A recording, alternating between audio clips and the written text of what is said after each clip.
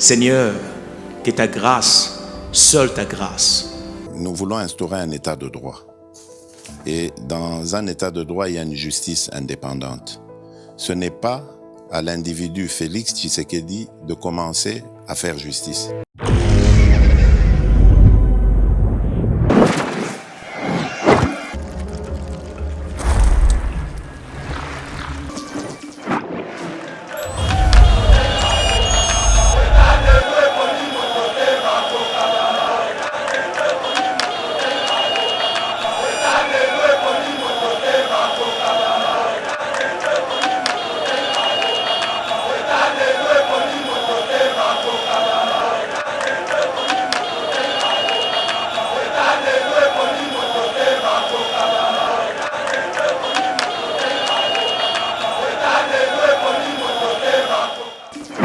Bokecho songa kota lisungwaka ngam na zongisa bokecho ngwaka donc tina sala ka bémission mukolo moko te bokecho ko répondre nga na sala ba ayebi bien na yebi lokola couper na nga donc na yebi bokecho bien na yebi bokecho ngenga li na kambo na yebi seki batu bitumba oyo to ko bunda oyo eza bitumba ya volonté bokecho ala ndaka intérêt bokecho ba ko sala complice pour ba sala rébellion ou bien ba sala eloko mona moko.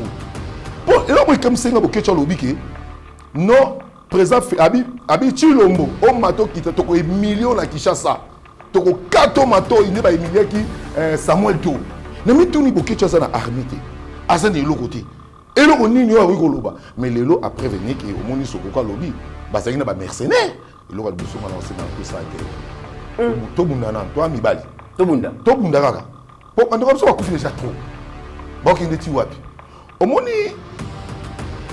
président Fati dans le CP là Marc Yoroloba qui mobali yango wana na CP na F Bazaïba yango moninga loba kango lelo il faut to banana ko sambisa ka bango parce que bango de basa ba terre na Hippolyte na be na papa benga soit disant héros pour yem de l'élection ba tatana.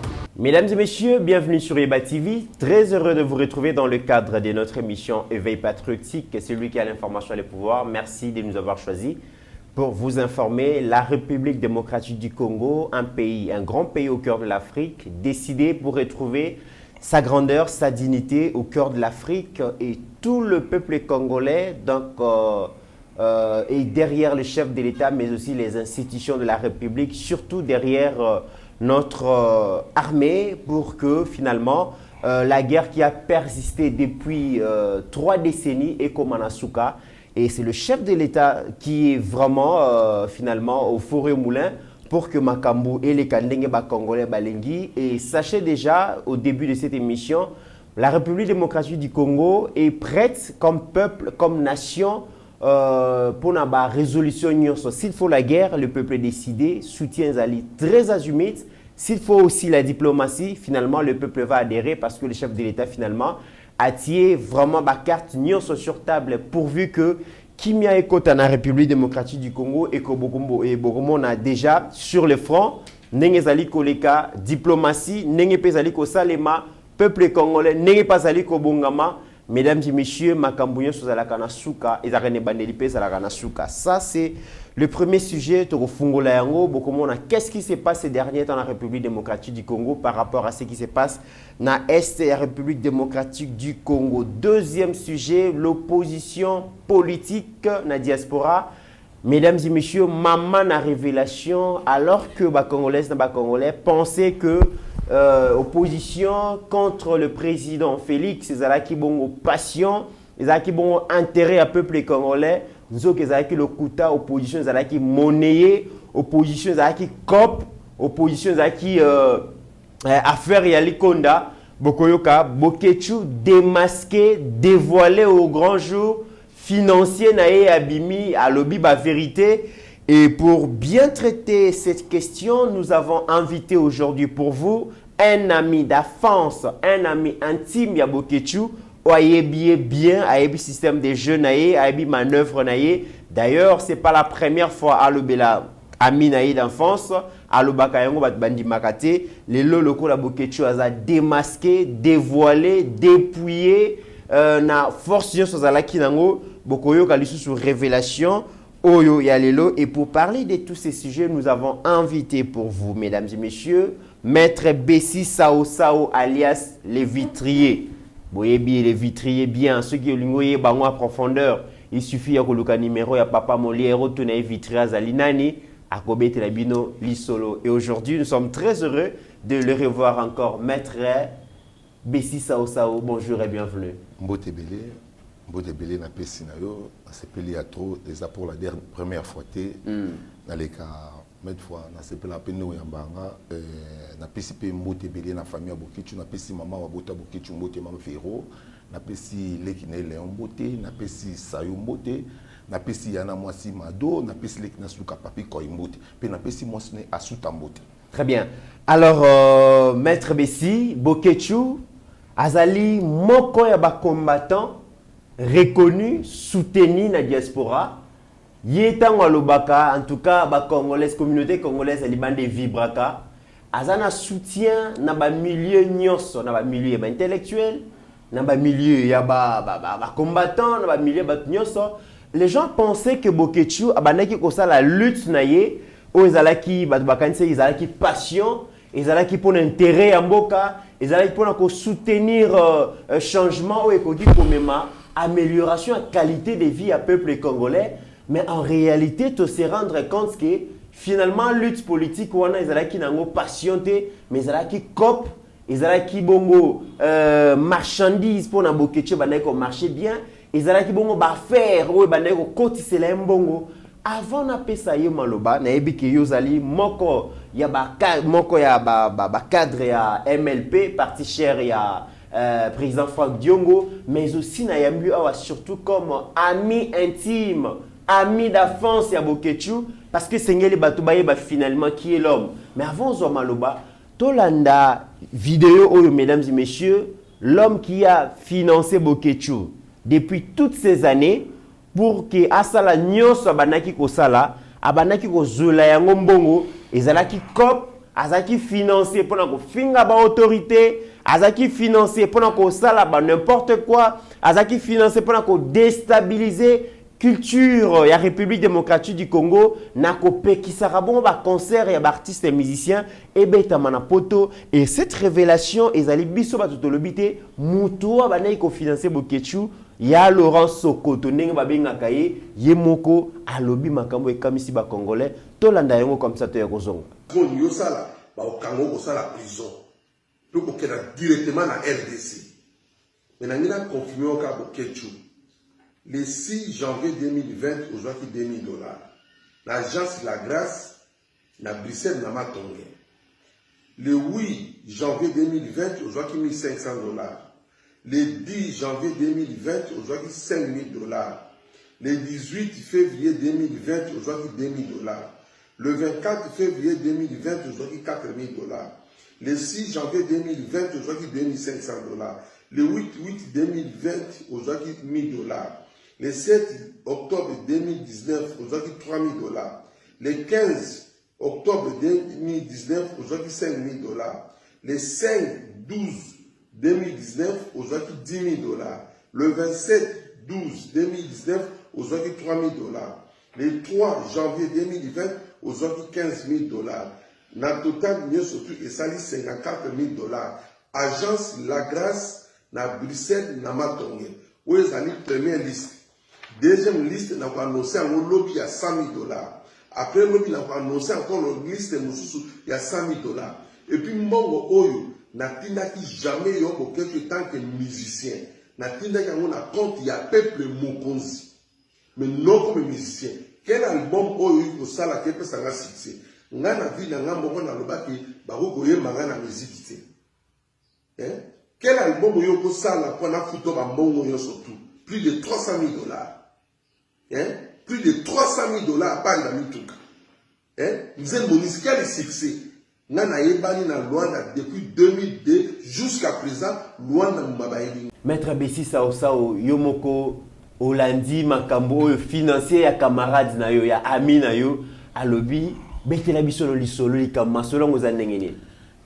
Ndeko nanga ilo na ebisa batu bolingo ya mbuka. Moi voler muke ko sala bien. Bolingo ya mbuka ezaka na intérêt.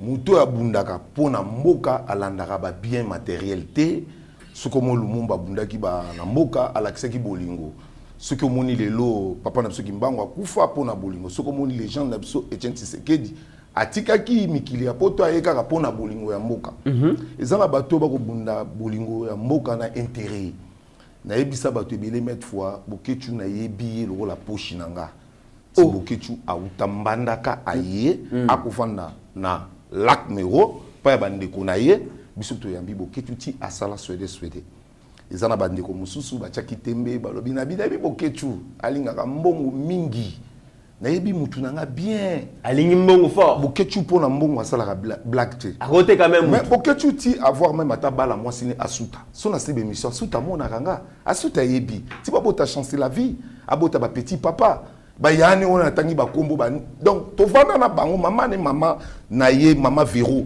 donc so keka siko na Kasai ukatisi au moins ndenga ya mbaranga donc tout ça famille ma to ebani mais na bakamba mboka le muto ko dérouter na zongi sake na alignement te bakamba bitumba mboka ezalaka boite omoni la na ebisaka batu ki boketu azalaka na combattre boketu bien na alukaka ba bien matériel boketu l'essentiel là zo mbongo. Pour au moins boketu ngazana ce qui muta kanisi bien na bisa boketu d'abord premièrement boketu za combattant pour na boketu akini dans le poto muta liboso memana amema boketu bayebi babeba na boketu ezanani ayebi te ngana li en tout cas maître besi biso to yebi biso to linga yeba ti bito linga vérité polele parce que boketu pe na moni a déranger pe moi mingi ya bomba kati tanga tumbara batu azala ndalobelaki ba alors yebisa biso na mema na poto boketu ndi azana mutal boso mema ki ezavien na biso ya vita akenda na boketu na Belgique bien o yalaki présent vita nani général te na 85 86 nani kombego ya akenda na vie bakoma na Belgique babebana pona makambo ya mbongo ya mibale mutamema ye vie na biso ya ngwaka amemi na Londres ba on a ba siatula via ngwaka nani wana vie na biso ba auto José Baoutou. OK. José Baoutou mutamema ye bakoma na Londres boketu abebana na ye babebisa contrat vie kutu apesa ikanda ba refula boketu. Est-ce que vous comprenez? Donc likolo ya makambo ya mbongo. Ya misatu boketu akenda poto mutamema bango eza contrat ya Belgique ya festival mon na Belgique na 2001. Ngam na mema boketu na compagnie tin aéroport. Bakenda ka bano ba chala mwana bake na 2001 bakenda la compte gouvernement. Akenda te mutamema gouvernement de tin ba ki représenter Congo na kati ya Belgique. Akomi kuna ninga kenda exil na ye tia sali makasi. Aboki ngunda na ndenge asuta landa ndenge basi ni balanda fois ba ke boketu na motema mabe leka kina non poto azoba musicien o ifuli ba kende atika bango azo le roi petit Chabert atikayi azo le roi petit tonton atikayi adu ndekone sayo amemie adu lenyo amemie adu mwasi akoti na place à danseuse amemie asuta donc masalanga na yebi na matière d'argent aza mutu mabe na yebi sio est-ce que yaza ba ligne la famille a Jidate pour Jidate na web sabino ba contrat tout à ça na Kinshasa ngana za ki soko ki babwa ka besi sausa so ya mettre besi sausa aussi la ngai côté nous boketo azali ngai boketo so faire même conflit na millier oyo ba yambaye pour boketo so nga kota le sungwaka ngam na zongisa boketo ngwaka donc tina sala ka be mission mukolo moko te boketo ko répondre nga na sala ba ayebi que yo na yebi na so bien na yebi lokola couper na nga donc na yebi boketo bien na yebi boketo ndenga linga kambo na yebi seki batu bitumba oyo toko bunda oyo eza bitumba ya volonté boketu ala naka intérêt batu na yeka pona lo ba vérité ke batu batyengi na nga tembi na lo ba te boketu asa fidèle boyebo na bi non bitumba soko lingo bunda bitumba na mboka to moni exemple mo na ko peso lelo papa journaliste ba ukrainien bazaki par-ci par-là mais les bako agresser Ukraine ba longwe place ba yaki ba longwe ba place bazaki ba yeko bundela Ukraine donc ngabe na tuna ka bino na tuna ka bango banda guerre banda bolaka ba occupant mon colonie bo ketu yo longwa oya to sala ta marche a pomba la Hippolyte ko menacer biso la Hippolyte ko agresser biso to menacer Hippolyte awa to sali ba marche awa to koti ba boloko awa yo na mikili ya poto o sala ki loko te o tu quelque bateau ya osangisi bango otambola nos à l'aise bon o ngana combattant c'est que boketu ke mutape saka boketu mbongo so peut-être émission belé sokoko lelo ndimi ondimi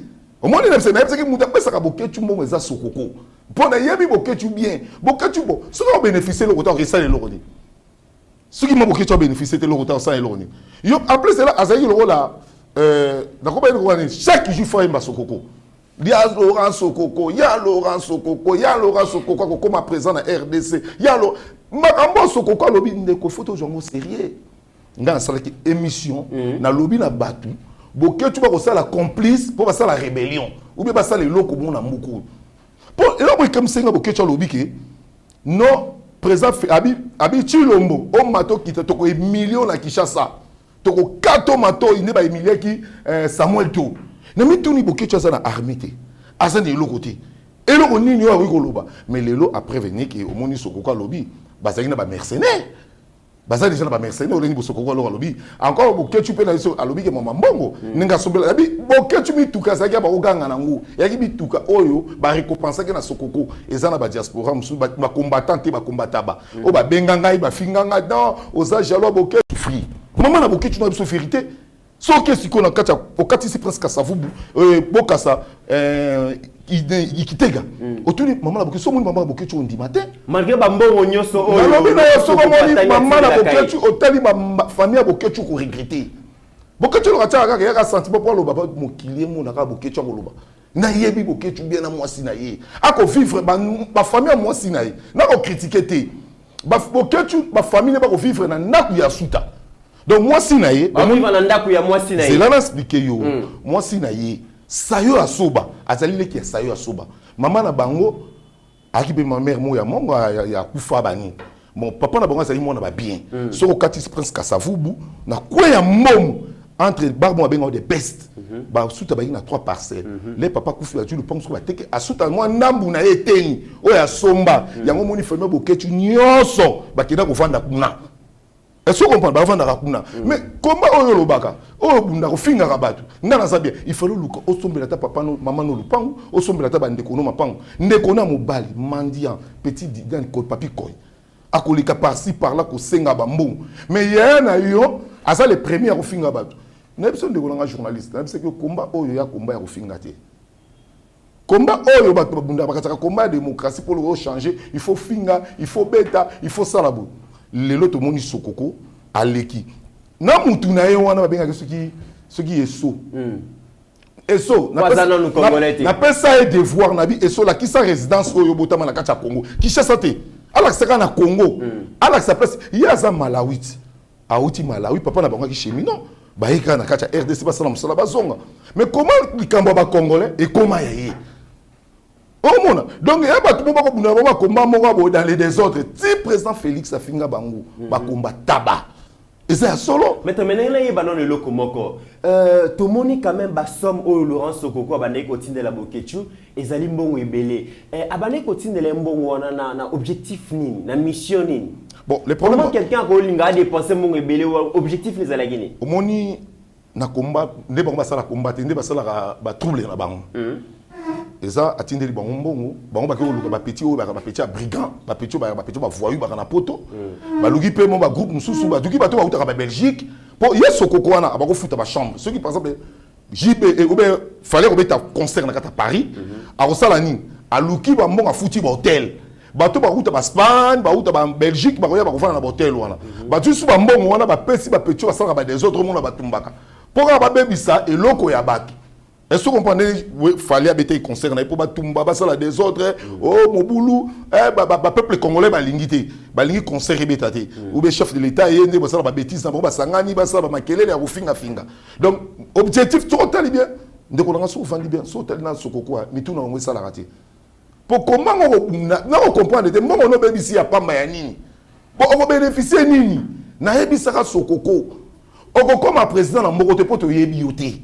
Obundi etumba moko te batu yo soba kokoma ba président mboko ba to récompenser ba on a etumba ba bundi yo bundi le côté au seul le côté okoma wapi donc objectif na bango ezalaka kaka ba créer ba désordre de so ba pesi bon ba mbongo aller ba désordre salami ba panzi bilangi ba tumbi biloko les bango ba kozonga to réussir. Mais question moi curiosité évoquer tu azali master na yo ami d'enfance bokoli ensemble bosali makambo ebele ensemble na lingi na yeba est-ce que kofinga expérience expertise akoma na ona kofinga lelo et bandaka tango bana kokola to ndengeni non boketu faut premièrement à alphabet.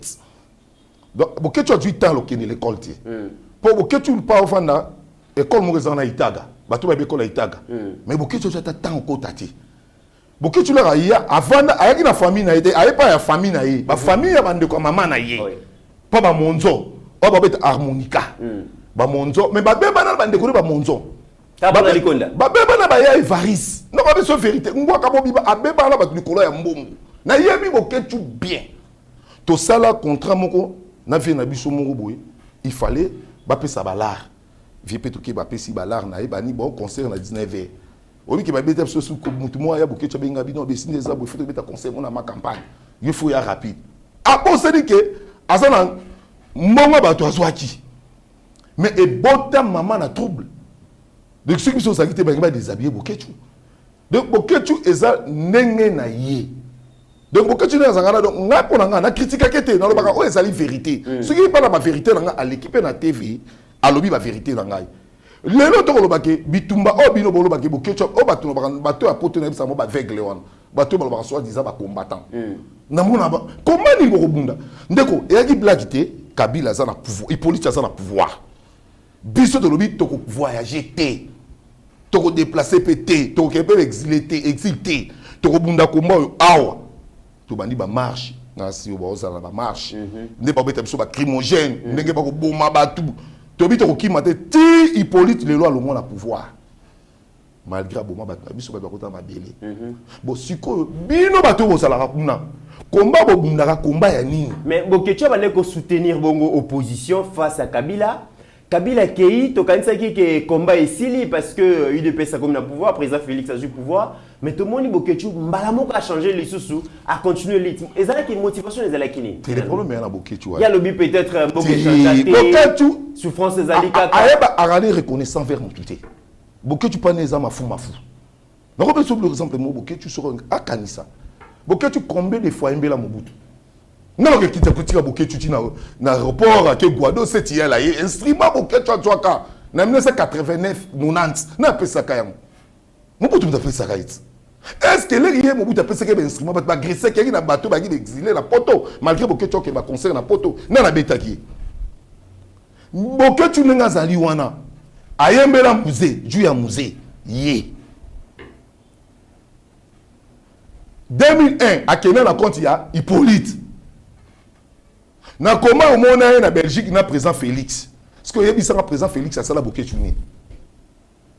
Aza engra Bokechu na rebisa no Bokechu andima mutu. Aza ndenge na ina mwasi na. Parce que lelo déjà le ko la vérité bimi d'ailleurs Laurent Sokokalobi, wanizara liste ya liboso ya mibale ko bima tout ça. Et finalement est-ce que toko ipe ko lobata ko zali ko ba oye bien. Est-ce que mbongo wana o nyoso ba ne continuer? Est-ce que arbano ka bulo na comité na yi? Mais Hollandité eso alobini abimbongo anga na bamona na ngango te odon na Belgique na ebisaka odombo na ebisaka commandant Léon obenga kanga commandant Léon on dit pas na ebisaka na ibo ketchup ndaka komba ya soloté bo ketchup ndaka komba ya lokuta mais mbongo na kimbongo ne moko après venir na ola soki resto kokwa bimisi vidéo o ya conteneur ya 40 pi 4 mituka o asombela est-ce que banda makambo ba nyoso moni bo ketchup koloba peut-être azana la base bongisa bongisa nini na presse na bien bongisa nini babimisi na poisa biso tito bumi komba bo na loba kango soki politique corrompanga mais si balika na itando baloba ponanga soki na lia mongo ya muta FCC mais si balika baloba ponanga na ndenge na telemela bango ti ba telema bimaka te c'est que nazana nga maboko pembe ya ufinga kabaki mais ce que mongo wana ya liaka. Est-ce que vous avez lit wana solo ou bien vous avez un intérêt personnel pour na libota na bana? Ce qu'on est yo ebake bien alors ça la nini finalement. Nde makambo ebimi. Il y a zamu ko makasi. Arome mapatuka na loyenge. Bon omoni na ba maman ba rappeler na poto na critiquer binote na ebité sope ba mito ba timswe ça la bien. bato bakoki kokanisa biso nde bato bakokosangisaka nde mbongo botindeli biso bato tobundi etumba oyo oyo bato bakufaka awa oyo bato basoka ibile kozwa mbongo na bino bokepesa boketu boketu soki asalaka nini mais babi boketu abe babona distraction babi aza grand leader awa boketu sora lobi boye bato bazali kolanda le problème sora lobi lelo boye concert eza te sora lobi bakongolais bobima na balabala babimi na balabala c'est azali quand même un leader d'opinion na biso impact nini moto abimi na poto na impact moto abimi na Kinshasa eza lokola match ebeta na martyr nga na otala match emonde Real ebetaki Real ebeta na Stade de France soki bato baza na France babi nga namonaki boye c'est tokokumisa yango eza lokola biso bitumbo tobundaka bitumbo na kati ya Kinshasa tosala bamarche na kati ya Kinshasa donc biso tokopesa bango nde bainformation mais bango jebe bakopesa biso information parce que biso na bango bavrai combattre ya banani po biso tobunda sur le terrain tokotelemela biso sur le terrain nga atelemela Molière natelemela tata papa Tambwe Mwamba awa natelemela Hippolyte Kanambi natelemela bango nyonso awa mais tokomona mpe bato biso baza na opposition tokomona petit na ngai nani maître nani Nico Mayengele namona petit na ngai susu komone nani Epenge namona mpe baza na opposition na petit biso journaliste wa mokia na loba aloba fizika ye mpe tomona koleka nani Epenge te wabimi bo aloba mo fo zika bo mais bango bazali ya bakobunde tumba na ba marche mpe bakotambola mais bango sikoyo kuna rôle na bango ya nini musala bango na ba te musala o basalaka o balobaka ba marche o ba combattant po tobundisaki Hippolyte bakomata mosusu baza kuna bakomata seka Mobutu babenisi Mobutu ake Kabila ye Hippolyte aye Félix aye ti lelo oza combattant oyo ya 50 ans erana biti fidèle na nani fidèle na yo eza nani. Très bien. Alors, Toko évolué. Donc, mesdames et messieurs, vous avez compris que l'expert consultant Namafinga, injure. Donc, Yemoko Bokechu Ayambo, Bomoni ba révélation, va le bara toujours. Nyonso et Bombama na Coucou et Kobima na Poisse un jour. J'espère que ce n'est que le début. Makambebele Kobima et n'aimé que mettre Bessi Sao akoya lisusu pour na kofungola lisusu dossier oyo na profondeur to luka to yeba qu'est-ce qui se passe finalement. Deuxième sujet to le belali kamozali koleka ya République démocratique du Congo na Rwanda. Ozali kolanda de près oza moko ya bato yo ba politique olanda rapé makambo ya mboka nezali ko kende avant to kota na bozindo makambo zali koleka tension oyo ozali koleka entre République démocratique du Congo na Rwanda. Point de vue na yo aligné. Les journalistes et le bosso pe sanga na okanda omoni mboka na biso bako agresser ngo boité eza bandi na subele ba okufa. Et le bosso ngana osenga na to sa guerre. To bunda na to amibali. To bunda kaka. Po ando ko so bakufi déjà trop. Ba okende ti wapi. Omoni président Fati na ko sepela marque ya koloba. Ki mobali yango wana. Na CP na F Bazaïba mais tu peux pas proposer à malamu te faire ba congolais est-ce que vous retirez en non pas retirer passe au moins mettre Bolimbisi bon merci na retirer ça va pour bana miki pe bazali ko landa biso na yebati obi vidéo mo circuler mo ndeba sali congolais dans ba quartier mutu na mbali na TV oko kosa est-ce que biso to ka plaisir au moins F Bazaïba le rakuta na azalaki ma ko laksi ki mo bali na ye ki mwasi na ye ko sekate ninité au moins bateau yo il est belé trop c'est trop pour to ko au moins makamoko banda depuis 2097 ti lelo ba wanganaka bandi makana mti mais même temps Bosco Tangani la ka boma batu ako efanda kuna na Rwanda le Bosco Tangani ba boma batu ako efanda kuna na Rwanda le M23 so zonga ki vient nga Roger Lumbala kota zali ayebi akene so Rwanda ko kumsa Bosco Tangani de babilo kona reli kama ko bomba te bat ba agressera biso za ba Rwandais pona nga obi lem na vanda ka bonatala omoni biso na kumisa papa Etienne Tshisekedi pona ni soki papa albaiki to sima mandoki biso peto ngasi mandoki mais siko papa Tereso to sima mandoki to boma ka bande kona biso ti est-ce que ba MLC le basima mandoki ba na ba alien na bona ba Ougandais là to ti RCD ba yi ba alien na ba Rwandais ba ne ba créer des autres ba vena biso ba Roger Lumbala yango moninga lo bakango lelo il faut to banana ko sambisa ka bango parce que bango de basa ba terre na Hippolyte na be na papa benga so disant héros pour yem de l'abso ba tatana po Tshisekedi le bibo abi yo ni biso bato mais bateau yo to récompenser bango ba kende biso moko ememaki papa Etienne Tshisekedi na village na sima ba Rwanda ba komi ko agresser biso ba soda na biso ya makaso mobuta chaki bango ba keki tona. Alors comme ezaki plan na bango ba keti na kitona ba komi ko sakana ba général na biso ko beta ba général na biso yo mona pi mutalobi ali patriote tato bobenga euro adu James Kabari Rwandais. On a Laurent Désiré Kabila. Oui, adu Rwandais a chef état-major clé. James Kabari vers a comme place on a osani ba enviara RDC a retopé ba généraux ne ba capitaine ba major ne ba soldat na ya tchétché bango na kati ya armée congolaise. Le loba Rwandais baza na armée congolaise ya likama robomba ngote soko tali bato batambulaka na ba soldat batambulaka na Zaria Soubero so pelika bango na bilongi po ba robombe yaki po ba Zaria Soubero ba utaki na RCD Goma qui soutenu par les Rwandais. Est-ce que muto yo lingi mboka na yo est-ce que ko lingo kutangisa makili ande ko na yo. Très bien. Avant to kota na ba vidéo tota la convocation ya Vincent Karega na ba vidéo mususu ya terrain na lingi nazwa mo information mo pa na yo olobi position na yo ezali ke biso na ba Rwandais to sila na kaka na bitumba mais to landi quand même tweet ya Moïse Katumbi patron na bino Patron nani alobi bitumba non papa journaliste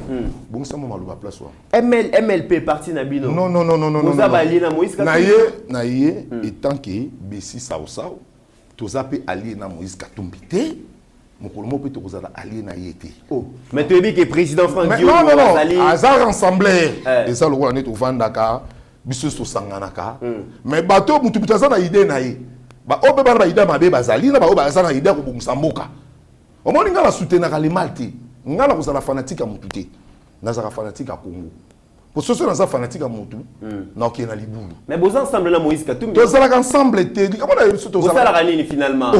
Mais biso te dit que vous approche Moïse Katumbi. Bon c'est là, c'est que union sacrée ne présente ce que ça na épée donc baza ensemble donc baza allié. Baza l'union sacrée Moïse Katumbi. Alors, est-ce que biso ton union sacrée? Biso union sacrée hein?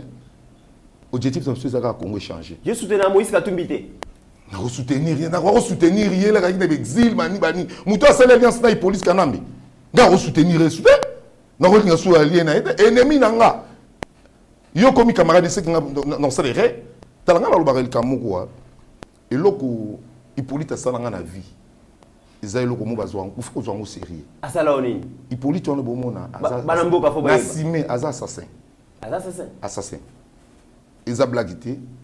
Omoni deuxième cité on boka oya et deuxième cité tout na carbone yamba carbone côté ba tchaka biso na ba carbone eza blaguité na troisième na sous-sol ba tiki bino ni ba boki mabel mai ba beti bino de 11h à 22h ba nzoto eza ma be o ko ba frapper de 11h à 22h na betama à la mort à la ba beti kutu député o aza immunité parlementaire bo ngai ngaza na ngote aux frappe. Na bon maman na cave pendant une semaine na milagama été na liakate tout na carbone na petit on a moi soina chaque jour na butu ba bo mabatu chaque jour makamni yozolo bozo bangisanga na plateau na ko ba vérité bazo bo mabatu chaque jour na lobby chaque jour mais yo zaki na se wana oyiba ndenge ke chaque jour ba bo mais ba ko benga te ba ko benga ba abattoir ya batu na lobby na yo ndeko on na ko yibisa yo luka carbone so carbone à soutenir 18 ans.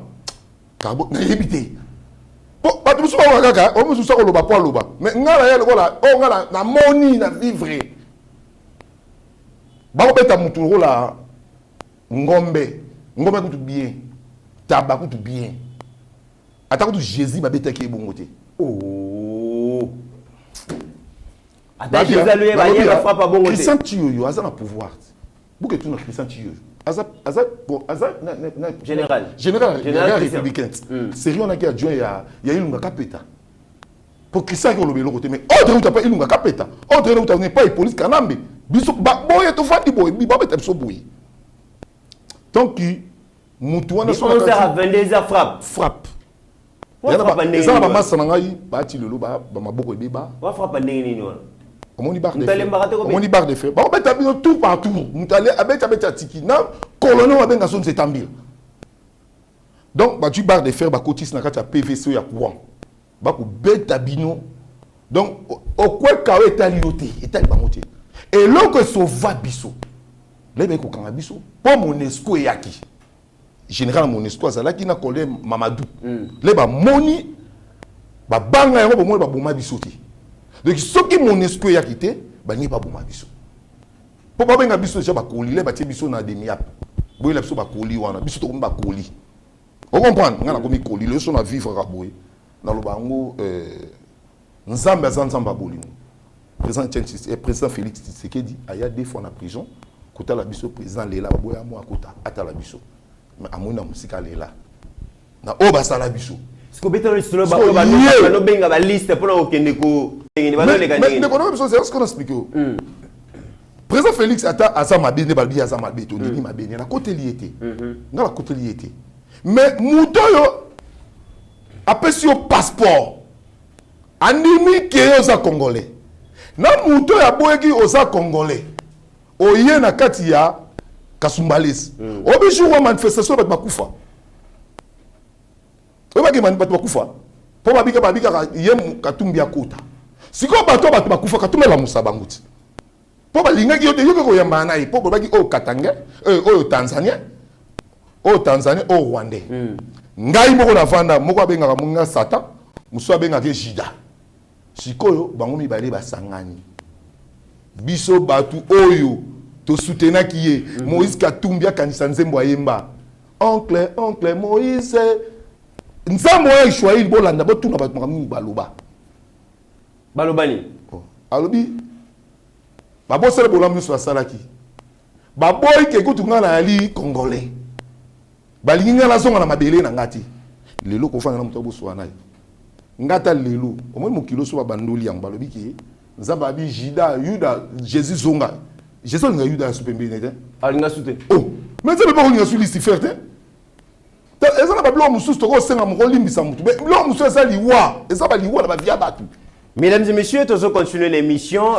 Lobby, finalement, F. Bazaïba, vice-premier ministre en charge de l'environnement, Azalaki Bongo mandaté par le premier ministre sur instruction, il y a chef de l'État, Ayamba Bongo Vincent Karega, qui était convoqué par le gouvernement congolais pour signifier protestation, désapprobation, mais aussi la mise en garde sévère du gouvernement congolais par rapport à soutien. Il y a Rwanda na mouvement terroriste parce que ça c'est mouvement rebelle, mouvement terroriste M23 Toyo Kandenge excellence F Bazaïba à Pesaki à Ibisaki Biso. Qu'est-ce qui s'était passé entre qu'est-ce qui s'est passé dans la convocation à l'ambassadeur rwandais Tolanda? C'est sur instruction du chef de l'État via le premier ministre et chef du gouvernement.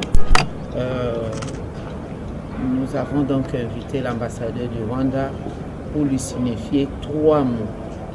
Le premier, c'est la protestation, n'est-ce pas, du gouvernement congolais face à ce qui arrive. Le deuxième mot, c'est la désapprobation. Et le troisième mot, c'est une mise en garde sévère du comportement de la République du Rwanda vis-à-vis de la République démocratique du Congo. Je pense que c'est tout. Le plus important, c'est ce que nous sommes en train de faire. Maître Bessi, c'est la première fois Isabello Koyoba Congolais qui vraiment causé là pendant plus de 30 ans. Tout le monde a quand même que le gouvernement congolais va tomber la Mungongo face à Rwanda, va protester, va manifester désapprobation à Bango, mais une mise en garde sévère.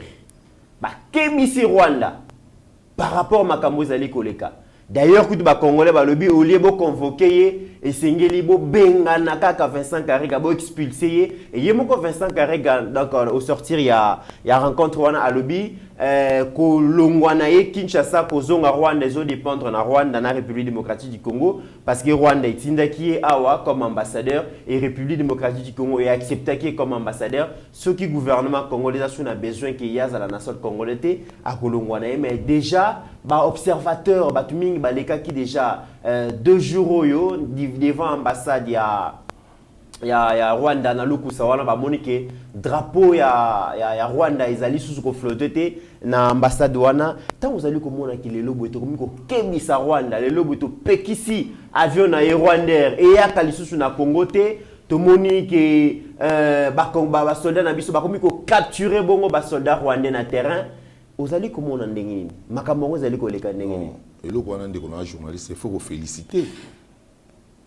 le roi liboso gouvernement oyo pour tout le monde depuis 18 ans tout le monde est loko salamate qui tout job décision auto sepela nango pour au monde ba kufi déjà trop parce que image boula ba congolais comme nini que biso ba rwandais ba komo la biso to banga bango il faut to pesa bango siko ba biloko moko boye o pe que so ba tchetembe to bomani et là mo pe to ko ba lususu ba mindele bazana copie ya makambo ba mindele bazé belé bana copie ya masolo oui nalandaki François Hollande qui na 2013 na francophonie oui biloko ba na Brazzaville francophonie alors non Congo leki munene ubeto kabola Congo ba kabola Congo ba to pesa bango mwandam to kabola richesse richesse ça to pesa ba Rwandais wana François Hollande dans le na Congo Brazzaville mais to moni pelelo na kata Brazzaville wana sasungesu alia pesa ba Rwandais territoire ba ke sala bilanga bango ba baza muke na bino boza ebele bato muke ba ko sala bilanga ko ta bato ya ebele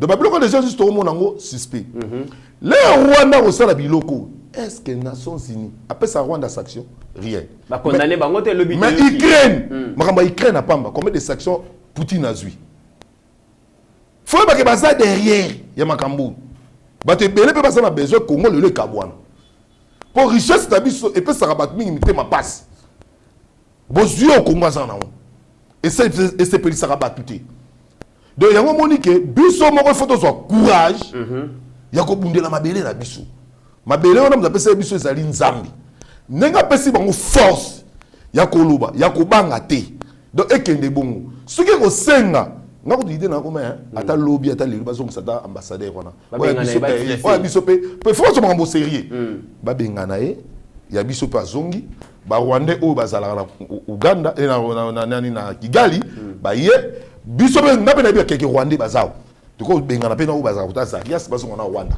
o kombani biso moto tika na mabele na biso to parce que ceux qui ba meki to beta na ka mambo sila pour ici de koufer belé ba le so ba te combien déjà combien ba koufi likambo betana déjà tango zali ko lobabwe mesdames et messieurs au moment oyo ambassadeur rwandais qui convoqué déjà na partie est à République démocratique du Congo maman na renfort et ba commando ba outi bongo Lubumbashi ba outi Katanga ba ke kuna na renfort donc neto lobaki kaka RDC comme pays comme nation comme peuple biso pe toza vraiment prêt na nyonso maître sur le plan diplomatique mokonzi azali kobunda mais sur le plan militaire tout le monde a déjà FRDC film bozo beta na terrain Rwanda zali kolela et tout le monde peut renfort outi bongo Lubumbashi et que bongo Nord Kivu est-ce que ozo kanisa vraiment que ceux qui les lobby sont na Rwandais to simbani vraiment que bitumba na terrain to rolong to beta bango na armée aux infiltrés toko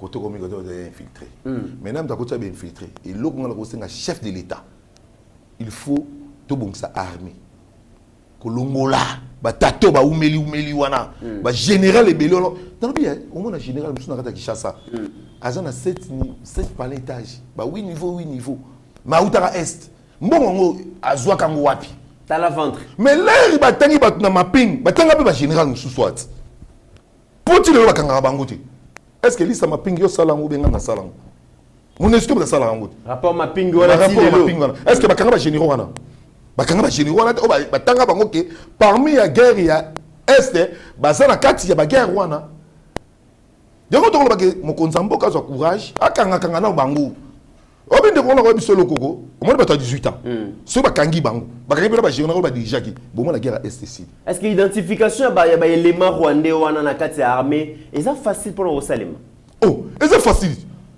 ngala ibi yo congolais to ba na rande de telmi boti toyebani oyo Rwandais surtout axe ya est mingi ba auto diriger ba bâtonner ki ba Rwandais mingi bazaka ba Rwandais mais bon d'abord objectif de bango ya nini faut ba botola mabele wana là ba pesa ki muto na poste wana ya chef d'état-major a intégrer ki ba Rwandais ba longo na armée rwandaise ayona na biso ka eloko moko James Kabari awa aki chef d'état-major azongi na Rwanda ministre de défense au moins bazana bango to tu ba Bosco Tangani wana nyoso bazai bana ba Rwandais bato nous sommes dans la guerre ya est bato ba simbi M23. M23 est une armée rwandaise.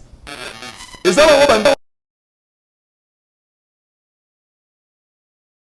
soutenir armée sur terrain. Oui, bah soutenir bah na beso bazana kimia. Bon à Kinshasa est-ce que soutien allé? Soutien ça magas tous les Congolais partout au sali micro baladé au moins ba na kanda mabe. Obi na ngona so ba Rwanda mingi ba kimi ba bomba mi bomba. O bazana Kenya. Oh, ba bomba mi. Pour ce qu'on coûte dans ce robeta eh. Oh. Mais coûte na Rwanda na nzela. Non beta eh. Nabi eloko mo boye ndeko nanga. Omoni vidéo wana o bakati mobali ba juste sur moi si bakati kingo. Est-ce que vidéo ya bongo soko tali yango est-ce que go sepelisa yo? Tala ne ba ko nyoko la bandeko na biso ba ko bomba bandeko na biso. Très bien. Tokomi na suka maître tozui extrait à suka ya vidéo. Mokonzi Mboka salaki visite éclair na Luanda a rencontré Laurencio, président angolais, ba solo laki makamozali koleka bongo na République démocratique du Congo. Finalement, Macky Sall déjà président en exercice de l'Union africaine a sengi Kimia, a sengi Rwanda na RDC bayo kanaba solo là, mais Laurencio P a sengi na président Kagame, a sengi na président congolais président Félix ba libérer nos 2 soldats rwandais au Tokangaki pour réduire tension entre Rwanda et RDC, mais aussi bientôt le bin Mikolo Koya, président Félix na président Paul Kagame, ba kokutana face à face, ba meka ko solo la makambo zali koleka na tension na pour ba luka ko trouver kimia de manière pacifique ba terre ba arme. Alors ozo kanisa ke dialogue entre République démocratique du Congo na Rwanda, président Félix na Paul Kagame so ba kutani, est-ce que ko réduire la tension? Que simba te ponani banda to banda ba négociation. Tout là non extrait à vidéo à voyage à président comme ça on va commenter puis on va finir. C'est une visite officielle de quelques heures que le président de la République, Félix Antoine Tshisekedi Tshilombo, a effectuée ce mardi 31 mai 2022 à Luanda, capitale de la République sœur d'Angola. Arrivé en début d'après-midi, le chef de l'État est accueilli au pied de l'avion par le ministre angolais des Affaires étrangères avant de traverser la haie d'honneur lui réservée par la garde d'honneur angolaise. Juste après, le cortège présidentiel s'est rendu au palais présidentiel angolais où l'attendait son homologue Joao Lourenço. Le président angolais, également président en exercice de la CIRGL, la conférence internationale des pays des Grands Lacs, mène une démarche de médiation pour une baisse de la tension et un règlement pacifique du différend entre la RDC et le Rwanda suite aux attaques du groupe terroriste M23 contre le FRDC et la mise en évidence d'un soutien du Rwanda à leur égard. C'est que Kinshasa a dénoncé vivement ce mardi. Les Congolais et Angolais ont eu un tête-à-tête de près de 2 heures centré sur la paix dans la sous-région des Grands Lacs et le différend entre Kigali et Kinshasa. Ceci faisant suite à la démarche du président Macky Sall, président de l'Union africaine, qui a parlé distinctement dimanche et lundi avec chacun des présidents Tshisekedi et Kagame dans la quête d'une solution pacifique dans les différends entre la RDC et le Rwanda. Le président angolais devrait d'ailleurs s'entretenir aussi avec son homologue rwandais dans la journée. La RDC, par la voix de son président, a fait savoir qu'elle veut la paix, mais une paix juste et basée sur la confiance et la sincérité des engagements. Sans être belliqueuse, la République démocratique du Congo défendra avec détermination sa souveraineté. C'est en fin d'après-midi que le président de la République, Félix Antoine Tshisekedi Tshilombo, a regagné Kinshasa, capitale de la République démocratique du Congo.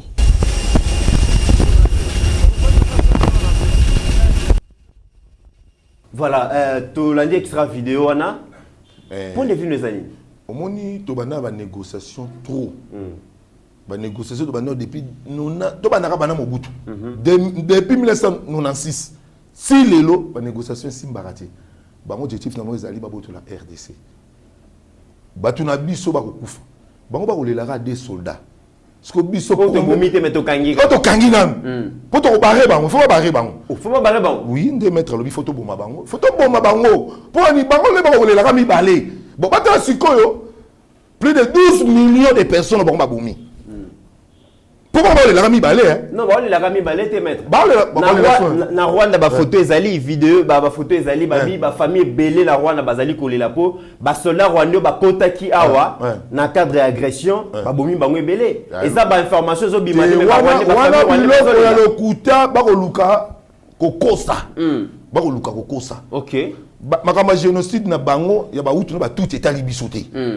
makambo na bango etalaka biso te makambo ya Birmanie na makambo na bango etali biso te tokotala nombre ya bato bango babomi na kati ya Congo bango babomi plus de 12 millions ebo biso tokaptire kaka mibale ndenge kama gouvernement ndenge aumisa il faut tobarre bango mpo biso mibale ya pamba mibale kaka donc bango bakolela mibale siko so biso tolobi bozongisa bato nombre bato bango babomi nombre d'habitants nombre ya bato babomi baleki nombre d'habitants ya Rwanda pendant 4 fois eso mona parce que biso matokokela bango mawa 12 millions les Kinshasa mobimba presque oui bato tokokela bango sona mawa te bato na yebisa okangelo ko na yebisa bango bato tokomzaki nango na face à face to betana oba kolonga balongi poste atokokela na négociation combien de négociations salama ndeko na ngai combien de négociations na bino attends qu'est-ce que tu négocier là tu négocier to yokani Gaga me koluka batu ya bimisa bango na ndenge mususu très bien au moins mikolo Gaga me akomo ko mabia na Museveni là Museveni anga aider RDC Gaga na moyo mabe parce que le truc Uganda c'est comment songa Gaga makomo linga siko kanga na Museveni tala propos ya Gaga makamba lobi moto ko balandaka moto côté bandaka parce que moto ngo linga ni wa agresser RDC il faut tous la prudent pour le moment il faut tous la prudent pour na ngai to beta na ga mambisila très bien. Mesdames et messieurs, nous sommes arrivés à la fin de cette émission. Merci à Maître Bessi Sao, ami intime, ami d'enfance. Il y a Bokechu, révélation belée, mais aussi point de vue par rapport à la tension entre la République démocratique du Congo et Rwanda face à soutien rwandais dans le mouvement terroriste M23. Boyokié, Maître Bessi, merci pour répondre à l'invitation. Et les mots de la fin, Zali. Mot de la fin, dans Lobaka.